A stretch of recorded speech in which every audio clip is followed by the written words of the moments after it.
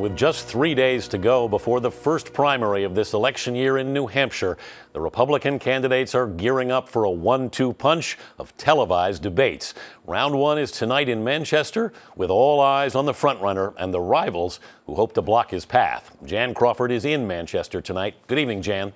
Well, good evening, Anthony. Tonight and tomorrow, we have got it all here in New Hampshire. A frontrunner who's looking to cement his status. We've got the surging challenger trying to grab the lead, and a couple former frontrunners who are fighting to get back in. It's setting the stage for what's shaping up to be let's say, a real melee in Manchester. Desperate to stop an early Mitt Romney knockout, Newt Gingrich is pummeling the former Massachusetts governor. I think there's a remarkable difference between a Reagan conservative and a Massachusetts moderate. Ron Paul is jabbing at a surging Rick Santorum. He brags about being for the balanced budget amendment, never did anything about it. Thanks, you guys.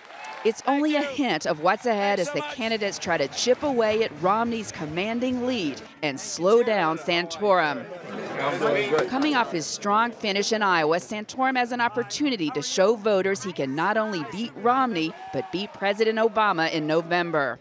He's shown in past debates he can throw a punch, but to win over voters, he must do more than sound negative. He needs to show a clear contrast between Romney and his own conservative ideas.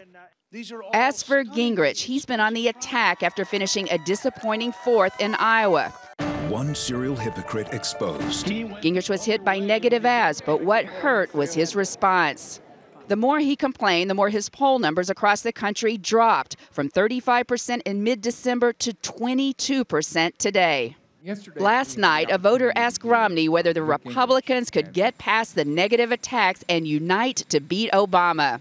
We'll put our egos and bruised feelings aside and come back to do what's the right thing for our nation.